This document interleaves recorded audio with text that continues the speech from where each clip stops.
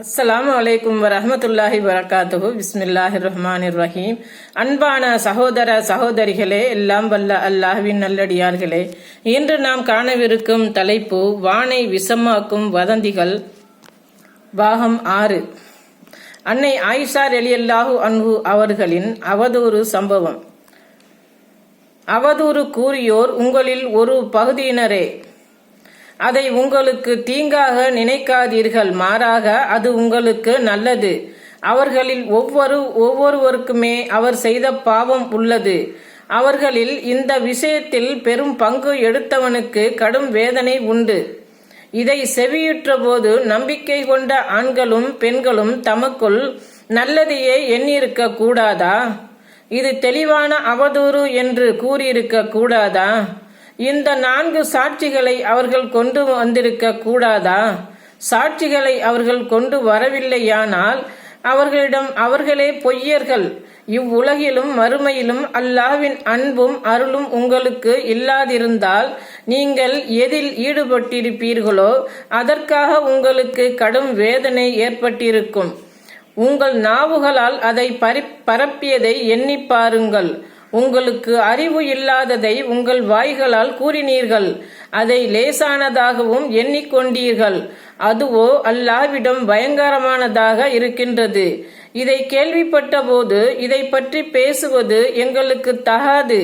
இறைவா, நீயே தூயவன், இது பயங்கரமான அவதூறு என்று நீங்கள் கூறியிருக்க கூடாதா? நீங்கள் நம்பிக்கை கொண்டிருந்தால் ஒருபோதும் இது போன்று மீண்டும் செய்யாதிருக்குமாறும் அல்லாஹ் உங்களுக்கு அறிவுரை கூறுகிறான். வசனங்களை அல்லாஹ் உங்களுக்கு தெளிவுபடுத்துகிறான். அல்லாஹ் அறிந்தவன், ஞானமிக்கவன். வெட்கக்கேடான செயலை நம்பிக்கை கொண்டோரிடம் பரவ வேண்டும் என விரும்புவோருக்கு இவ்வுலகிலும் மறுமையிலும் துன்புறுத்தும் வேதனை உண்டு. அல்லாஹ்வே அறிகின்றான், நீங்கள் அறிய மாட்டீர்கள். அல்லாஹ்வின் அருளும் அன்பும் உங்களுக்கு இல்லாமலும் அல்லாஹ் இரக்கமுடையவனாகவும் நிகரட்ட அன்புடையவனாகவும் இல்லாமலும் இருந்திருந்தால் உங்களுக்கு அழிவு ஏற்பட்டிருக்கும். அல் குர்ஆன் அத்தியாயம் 24 வசனம் 11.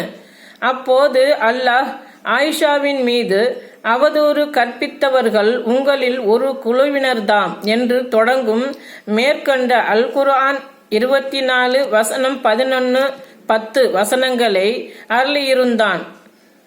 என் குற்றமற்ற நிலையை தெளிவுபடுத்தி அல்லாஹ் இதை அருளினான். அறிவிப்பவர் அன்னை ஆயிஷா ரலியல்லாஹு அன்ஹு. புகாரி 2661. அல்லாஹ்வின் தூதர் ஸல்லல்லாஹு அலைஹி வஸல்லம் அவர்களது வாழ்க்கையிலேயே இந்த வதந்தி எந்த அளவுக்கு விளையாடியது என்பதை விளங்கிக் கொள்ள இந்த ஹதீஸ் சரியான எடுத்துக்காட்டாகும். இஸ்லாத்தை அழிக்க நினைத்த நயவஞ்சகர்கள் அதற்கு ஆயுதமாக பயன்படுத்தியது அவதூறையும் வதந்தியையும் என்பதை இந்த சம்பவத்திலிருந்து தெளிவாக விளங்கிக் கொள்ளலாம். ஆயிஷா ரலியல்லாஹு அன்ஹு அவர்கள் மீது அவதூறு பரப்பப்பட்ட போது இதை செவியுற்ற போதும் நம்பிக்கை கொண்ட ஆண்களும் பெண்களும் தமக்குள் நல்லதையே எண்ணியிருக்க கூடாதா? இது தெளிவான அவதூறு என்று கூறியிருக்க கூடாதா? அல் குர்ஆன் 24 வசனம் 12 என்று அல்லாஹ் தன் திருமறையில் கேட்கிறான்.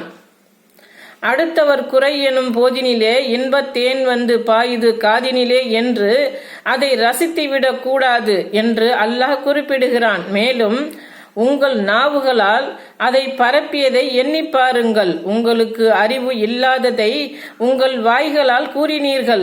அதை லேசானதாகவும் எண்ணிக்கொண்டீர்கள். அதுவோ அல்லாஹ்விடம் பயங்கரமானதாக இருக்கின்றது. அல் குர்ஆன் அத்தியாயம் 24 வசனம் 15. இதை எளிதாக கருதி பரப்பாதீர்கள், அது அல்லாஹ்விடம் கடுமையானது என்கின்றான். இதை கேள்விப்பட்ட போது இதை பற்றி பேசுவது எங்களுக்கு தகாது.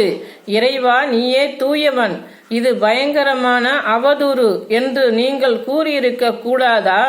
அல் குர்ஆன் அத்தியாயம் 24 வசனம் 16.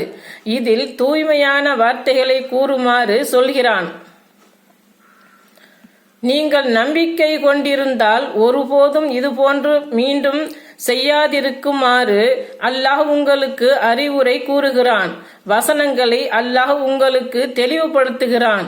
அல்லாஹ் அறிந்தவன், ஞானமிக்கவன். வெட்கக்கேடான செயல் நம்பிக்கை கொண்டோரிடம் பரவ வேண்டும் என விரும்புவோருக்கு இவ்வுலகிலும் மறுமையிலும் துன்புறுத்தும் வேதனை உண்டு.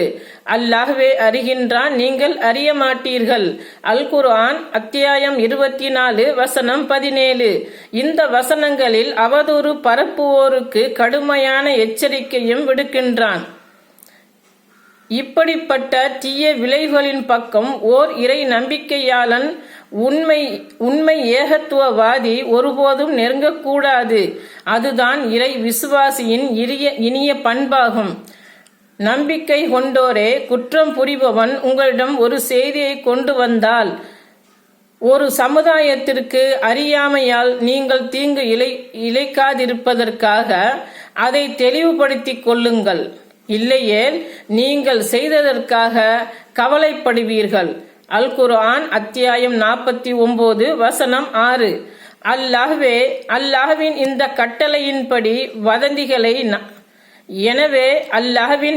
கட்டளையின்படி வதந்திகளை நம்புதல், அதை பரப்புதல் போன்ற காரியங்களால் வானையும் மண்ணையும் விஷமாக்காமல் காப்போமாக. அஸ்ஸலாமு அலைக்கும் வரஹ்மத்துல்லாஹி பரகாத்துஹு.